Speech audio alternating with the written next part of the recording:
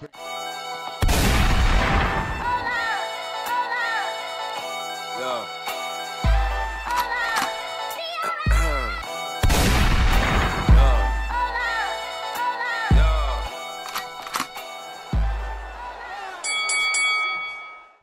to Hitman Boxing. Hit that like and subscribe button. Also, do me a huge favor. Hit the bell icon on the channel. There's a button. It's a bell icon so you can get notified when I drop new content. They're trying to stop my videos from appearing in the search list and all that. So go ahead and hit the bell icon so at least when I drop something new, you can get the video notification sent to your phone. So check this out. We're fresh off the Errol Spence versus Mikey Garcia fight. Errol Spence dominated Mikey Garcia in a way that he's never been dominated before. Now, Kell Brook has some words for Errol Spence. He feels that if he hadn't sustained that injury, the broken eye socket, then he would have beaten Errol Spence in their fight back in the UK. Let's go ahead and get into Kell Brook's statement real quick. I'm brand new. I'm ready for those massive fights. I've got plenty more to give for the fans. I'm excited about these big fights. I believe Spence dominated the fight. That fight is still there. He still mentions my name. He still would like to fight me because he knows I was beating him. The people around me know what my training camp was like for that fight. I was far from 100%, and I was beating him, and the eye went. I will love that fight again. At 100% me, 100% me beats Errol Spence, and he's one of the biggest names in boxing. I think those fights are still there to be made. Kell Brook statement. So I've got to break down what Kell Brook is saying, okay?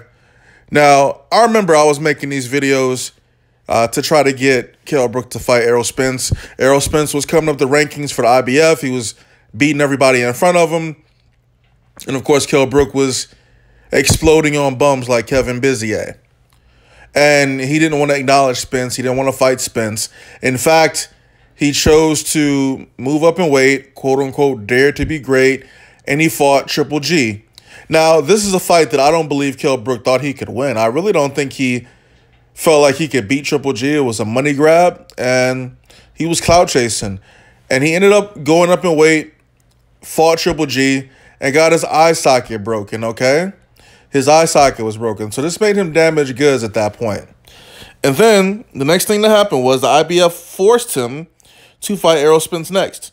Now, see, the thing is, you didn't have to go up and wait to fight Triple G. You know, you could have fought Errol Spence instead of Triple G at that point in your career. You know, you could have done that. But you chose not to, all right? Now, you fought Errol Spence, and yeah, you did win, a good chunk of those rounds. But to say that if your eye wouldn't have gotten given out, you would have won that fight. So basically, you're saying if you wouldn't have got pummeled in that fight, you wouldn't have won. You would have won. Because he broke your other eye socket. Let's not forget. He broke your other eye socket. And then that was it for Kell Brook. You saw him rubbing the eye. He was done. He was damaged goods, man. Damaged goods before and really damaged goods after the fact. But you lost to Errol Spence, dude. You got stopped. You got both eye sockets broken back to back. 2 fights, right? And then Kell Brook disappears for a bit. He moves up in weight to 154. And instead of trying to fight one of the champions, he decides to pick up the silver WBC belt, and he fights these guys. He's back on the same trail, fighting nobodies, guys that we don't know, So for Kell Brook to say he's ready for the big fights and he would have beat Spence, it's all bullshit, all right? I remember a time when Kell Brook was the IBF champion and he had a chance to unify with Jesse Vargas. Jesse Vargas was the WBO champion, all right? Now Jesse Vargas was going to come over to the UK to fight Kell Brook, but apparently he was getting paid more money than Kell Brook to come over there. Now, Kell Brook could have fought Jesse Vargas and beat Jesse Vargas. He would have unified belts with Vargas, right? And he would have put himself in a prime position to fight, like a Manny Pacquiao. He was looking for unification bouts. He could have fought Pacquiao. We know Pacquiao at the time was with Top Rank, and the only belt that he was fighting for was the WBO championship. So that would have been one of his meal tickets. You know what I'm saying? Like, he had options.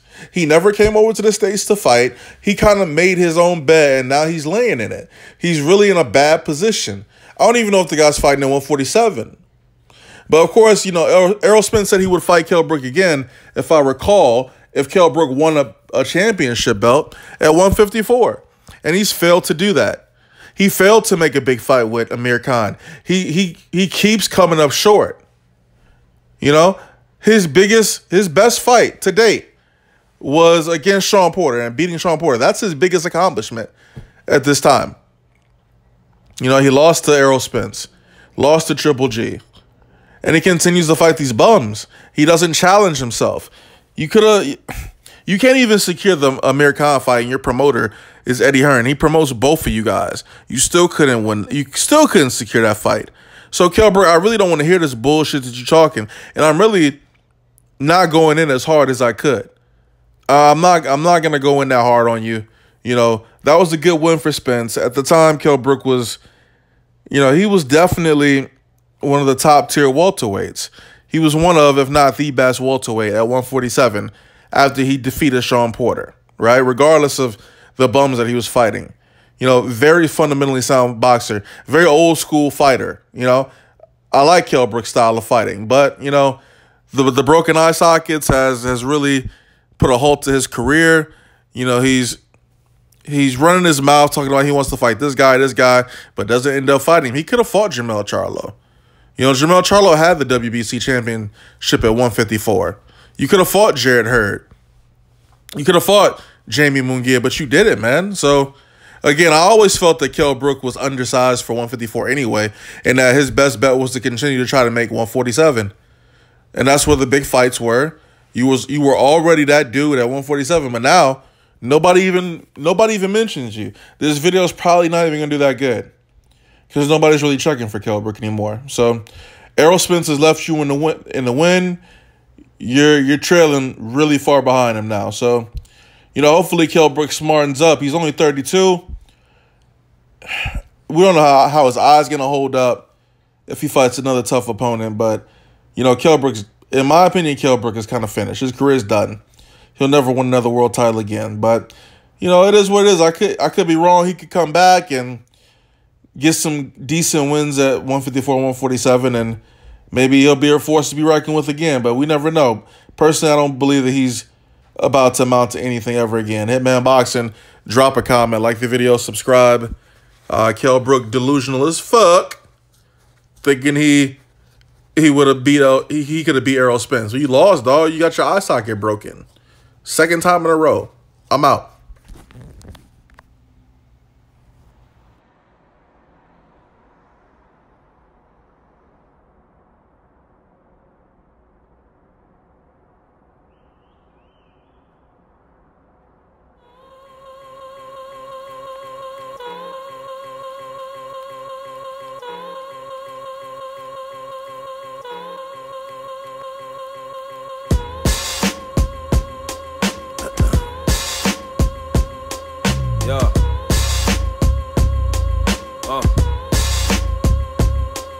Yeah.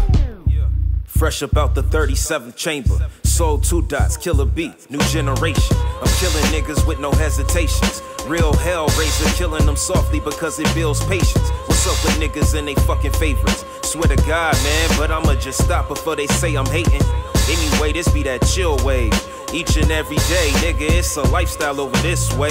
Along with getting blazed, talking to some slimmies. Sophisticated conversations while drinking some Henny or maybe some Irish whiskey if they wanna get down. Let's smoke a pound, smoke green, show us skills with a mouth. I'm on a different type of level than niggas getting they shine. All about that rah-rah, I'm here to captivate the minds, turning niggas into zombie fans. A cult following that knows I get it poppin', just call me the showstopper, man. I'm Midwest till the fucking end, subtracting bitch-ass niggas from my life to get these dividends. I'm dope, hype, fresh, there's no contest. Follow your feather, but it's never lifting you as the best. I got these Ferrari dreams with the top down, nigga. Glowing tree, cruising through the fucking south side, nigga. Lots of hype beats strolling through my timeline, nigga. I just leave them where they at and focus on these figures. I be the Old Mr. Grunt really just don't give a fuck about these niggas' feelings. In my opinion, they fucking suck.